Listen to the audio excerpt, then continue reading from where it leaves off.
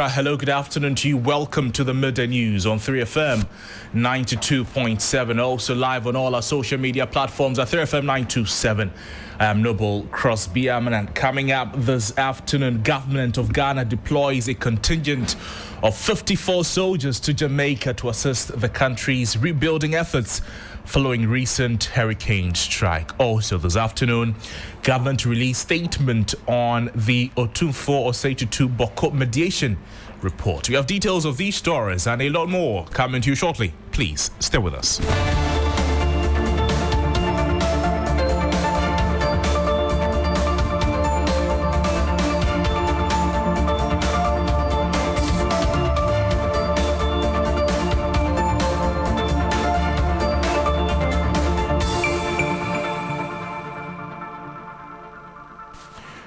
Welcome to the program. Let's start off the afternoon from here. All feeding factions in Boko have been urged to accept and implement the recommendations of the ongoing mediation, seen as a crucial step and a long-lasting step in peace for the area. As Antonio Otumfuo Osei-Tutu II in his mediation report on the protracted Boko conflict presented to government at the Jubilee House, recommended the strict enforcement of Ghana's existing laws, recognizing Asigri Abugrago Azoka II as the lawful Boko Naba.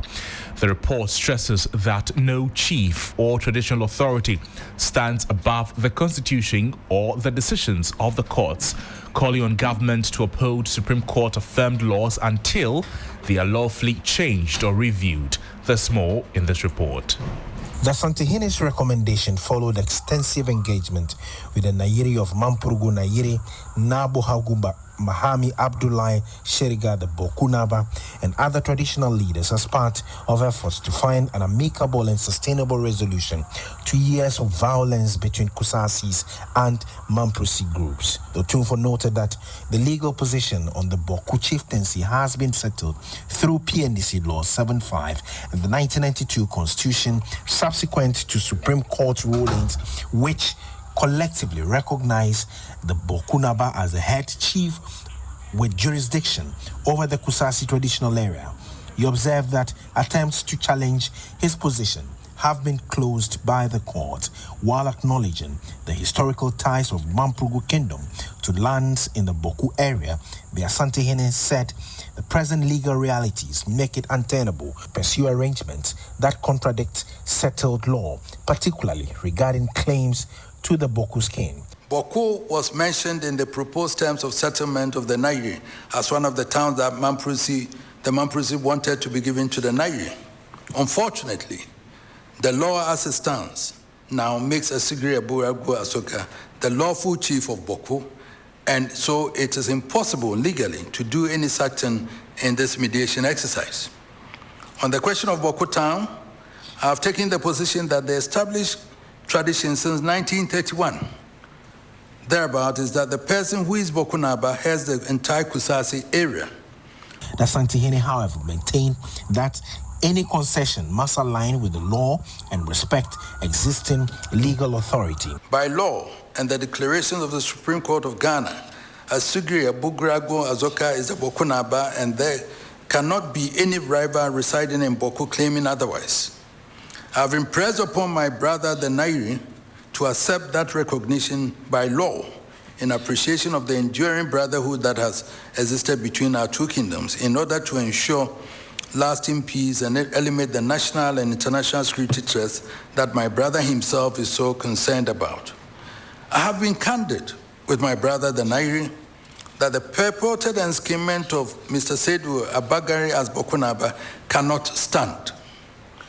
He further warned that failure to enforce the lawful status of the Bokunaba continues to fuel insecurity in the area, describing the conflict as a growing security concern. The President, Mahama, on his side, says his government will see to a full implementation of the recommendations. Teachers refuse to be posted there, doctors refuse to be posted there, civil servants are leaving.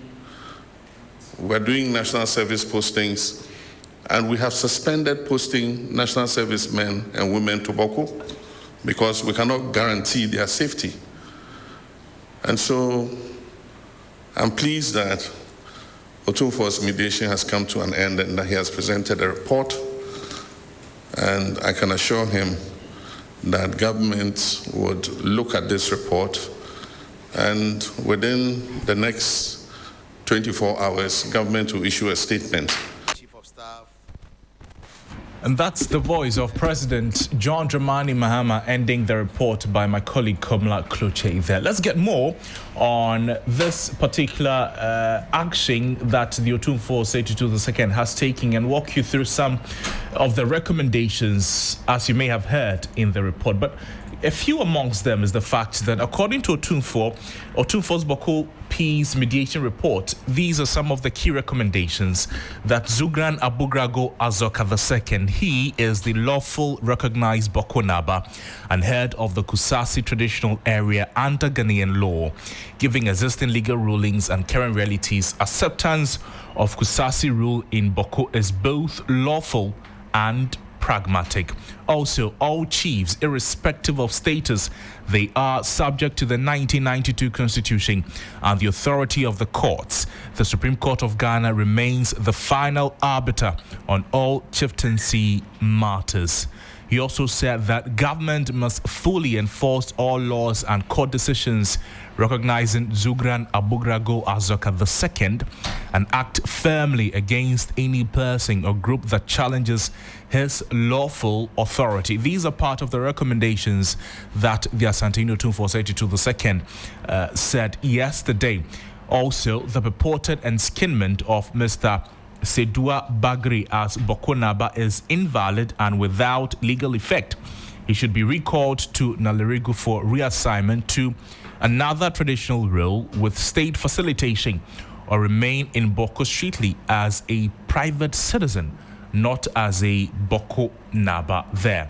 Also, all parties must refrain from inflammatory public statements, particularly on radio, which risk reigniting tensions in the Boko area.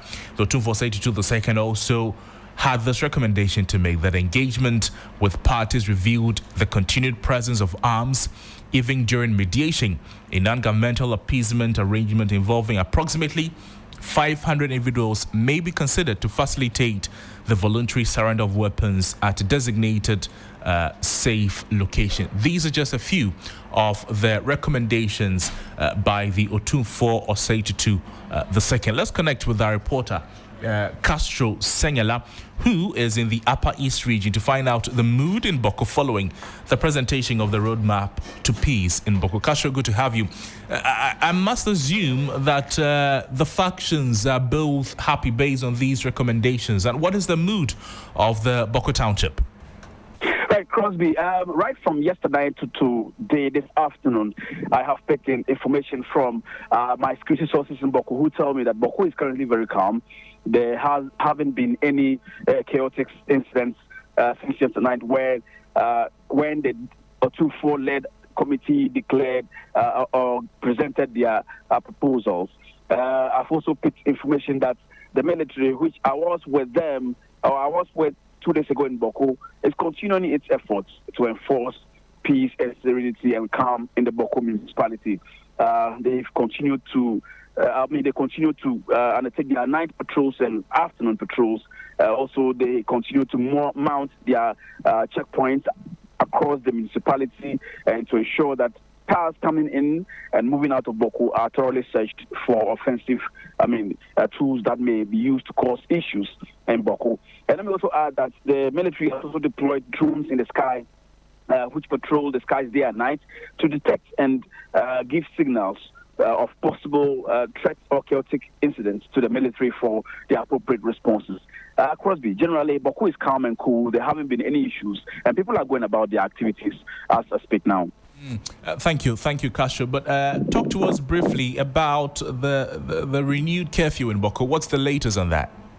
Right. So, the people in Boko generally are used to the curfews now, and so whenever it is reviewed or renewed, it comes as no surprise to the residents of Boko because they've been doing this since 2021, and so they are not surprised. The only issue is that they've continually called for the government to put in more security measures along the highways, both the Boko, Bolgatanga, highway and the Bogatanga Wale Tamale Highway, where we continue to record incidents of attacks.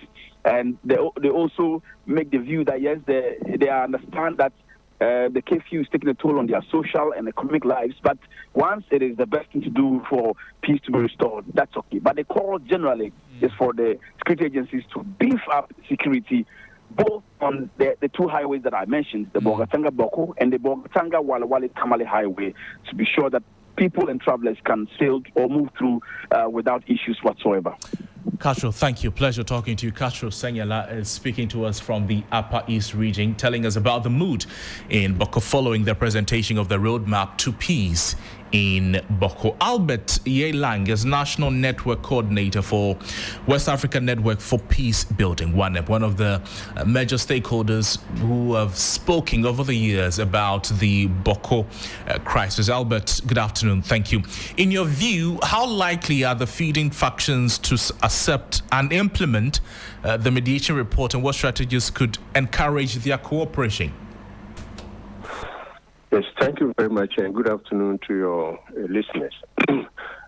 Basically, the outcome of the process, as presented by His Royal Highness Otunfo to the President, is something that one would hope that the parties committed to the process, that the process was clear to them, and that the outcomes presented in terms of, in the form of recommendations, are such that the parties resonate with, and that the parties will also look at the legalities that are enshrined in the process, and also looking at past processes that both parties submitted to, and there have been outcomes, and that they would entirely look at what the recommendations are,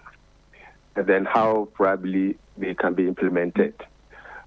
This means that if there is any party who is not satisfied with any of the recommendations, and probably if the white paper is issued by the government, and the implementation commences and they are not happy, then they could avail themselves to other legal processes or lawful processes that are available.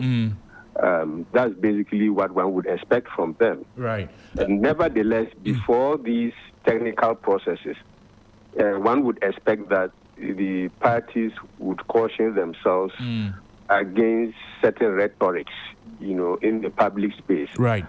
We are aware that the parties have platforms that they share information, and ultimately these pieces of information find themselves in the public domain. Right. And that can have a telling on the process. But at the moment, people are looking at strategies and processes that can enable to sustainable peace in the area. And Albert, beyond the rules of the feeding factions, how critical is government action and public endorsement for the report?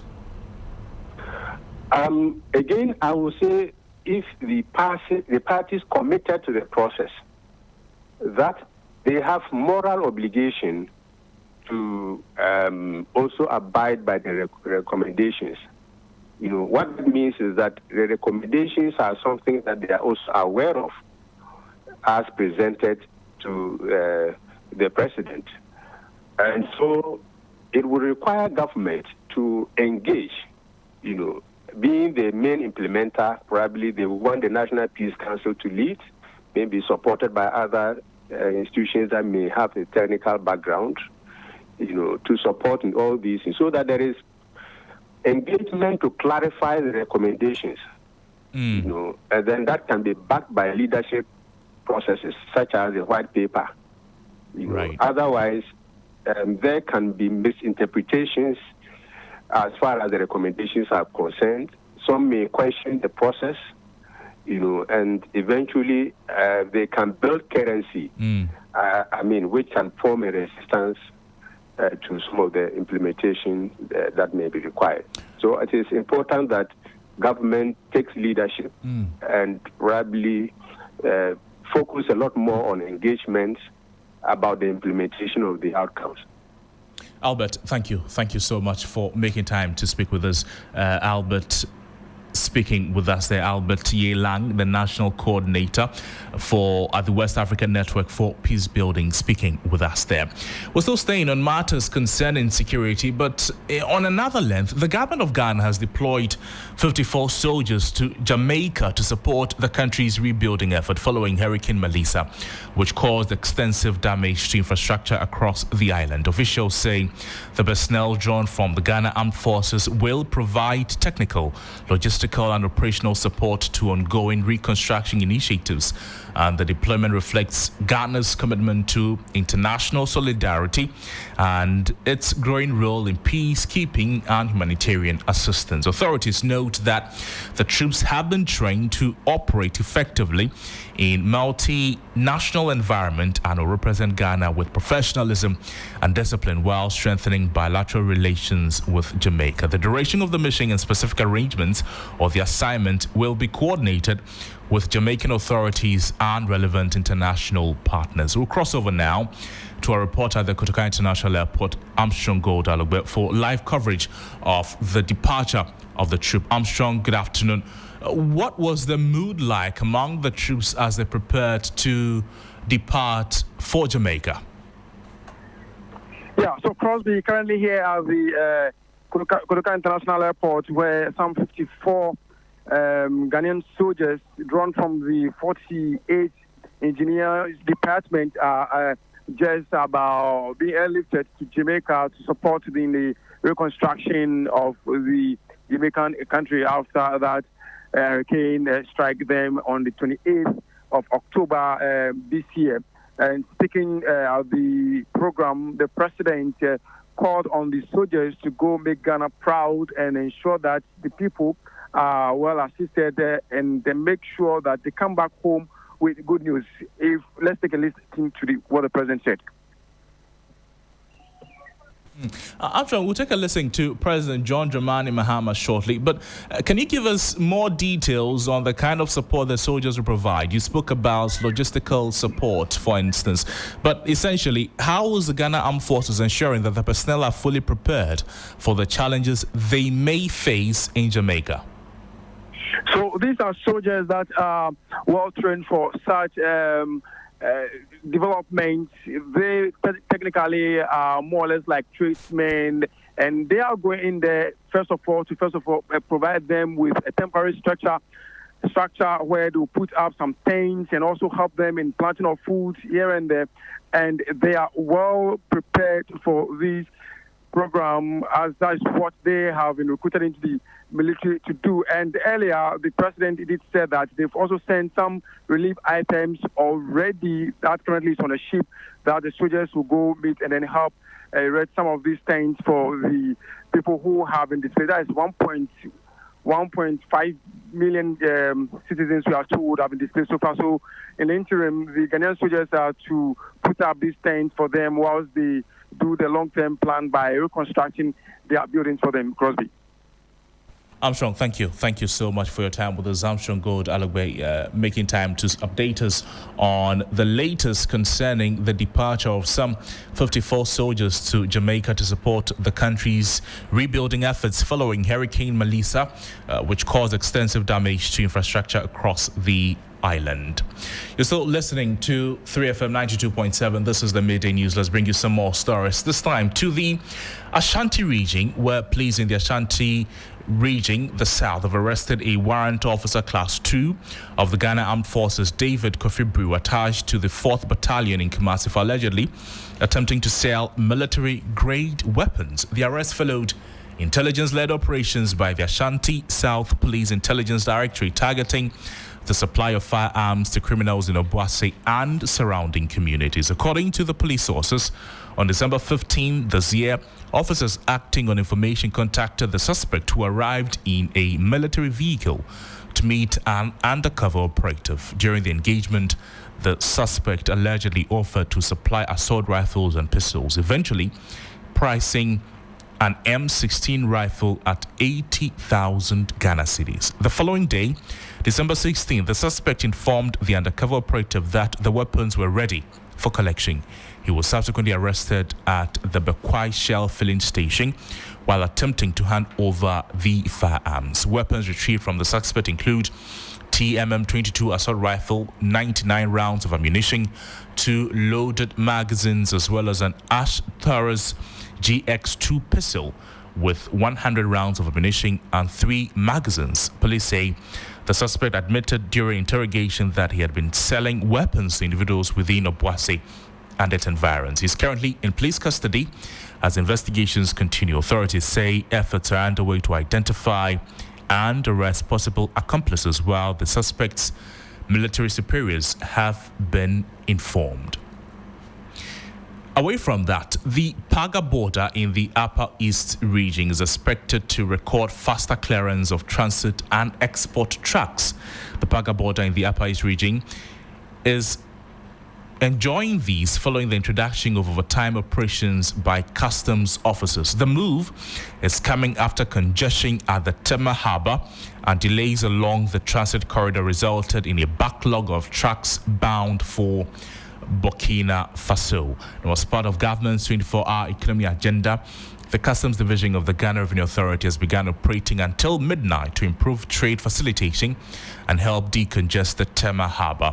Our Upper East Regional Correspondent Tanko Mohammed Rabiu, who monitored operations at the Paga border last night, reports that more than 200 trucks were cleared and released, creating room for additional vehicles to be processed this morning. Tanko, good afternoon. Thank you for joining us. First, tell us how the situation was earlier. Yes, thank you very much.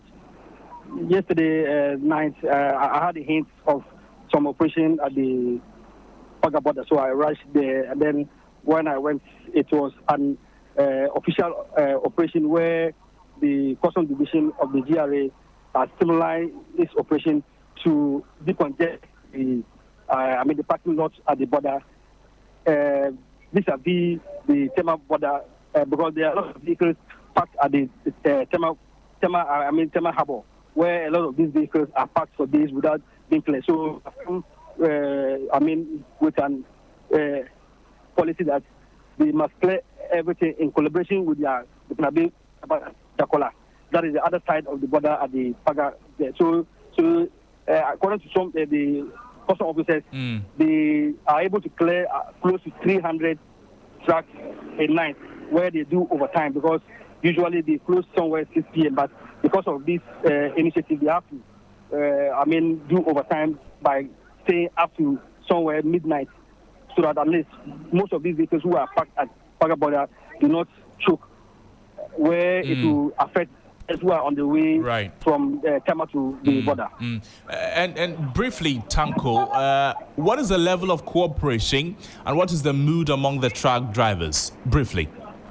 Yeah, yesterday they were very excited because most of them are carrying perishable goods. Right. So when told that they are not going to stay overnight, they were happy. Even yesterday, you could see the happiness in them when they were allowed to pass through the border, through to the Burkina Faso side. So they're happy that now they are able to get their goods. Right. The perishable goods to Burkina Faso without any cost. Speaking with Tanko Mohammed Rabiu there. To some other stories, and government has been urged to increase investment in the agricultural sector to boost food production and strengthen national food security. The call by the Crops Research Institute of the Council for Scientific and Industrial Research follows observations that many Ghanaian farmers continue to face serious challenges in assessing affordable credit and other essential farming resources. There's more in this report. Access to credit facilities remain a major obstacle for many farmers across the country. According to scientists at the Crops Research Institute of the Council for Scientific and Industrial Research, this challenge is preventing farmers from expanding their farms and improving productivity. Speaking at a fertilizer field trial exercise involving farmers, the director of the Crops Research Institute, Professor Maxwell Darko Asante, appealed to government to make agricultural loans more accessible by introducing flexible repayment terms and reducing high interest rates. One of the biggest issues in farming in Ghana is cost of credit. The cost of credit is so high. And that is why banks like ADB and things were set up. But it doesn't appear to be working so much well for the farmers. Government should bring in interventions where those in farming will get very low interest rates, because that's what happens all around the world. There's a social part of farming. Without it, we cannot be fed as a people. The institute also called for increased government support in land acquisition and greater investment in irrigation schemes. My colleague Ibrahim Abubakar filed that report there. Let's do some other stories. This afternoon, the minority in Parliament is demanding an immediate resignation of the Lands Minister, who is also acting as the Environment Minister, for what they describe as his inconsistencies on the lithium mining agreement. Speaking for the caucus, member for Old Tafo Ekwasifo explained that the minister's initial defense of the agreement and his later withdrawal of same after the public backlash exposed his lack of direction. He says Parliament has been embarrassed due to that action, warranting an effortless resignation of the minister. I'll be touching base with my colleague Christian Yali, who is updating the development, following the development in Parliament. When we reach him, we'll bring you that conversation. But to some other stories now, in sexual abuse can affect anyone, yet one group mostly left out of the conversation is men and boys. In When Boys Cry, a feature by Portia Gabo, which airs today, Wednesday, December 17 at 9 p.m. on the assignment on TV3 and all the social media platforms, some males who are victims and survivors of sexual abuse speak their truth with hope that it will encourage more men and boys to come forward and report. Join us at 9 p.m. as we listen and take lessons from When Boys Cry. Let's take a listen now to the minority in Parliament as they raise concerns and demand the immediate resignation of the Lands Minister, who is also acting as the Environment Minister, of what they describe as inconsistencies on the lithium agreement. The lithium mining agreement, which was earlier laid before Parliament and subsequently withdrawn. These developments, coming after the minister had publicly and emphatically assured Parliament and the Ghanaian people that the agreement satisfied all necessary requirements, raise grave concerns about ministerial responsibility, credibility, and standards of governance. This matter is not about punishment. It is about responsibility.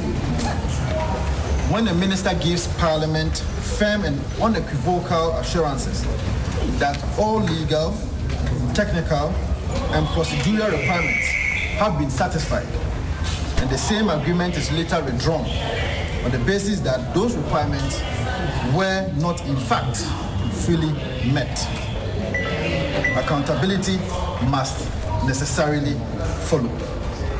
In every democracy, ministers bear personal responsibility for the accuracy, reliability, and completeness of the information they place before Parliament.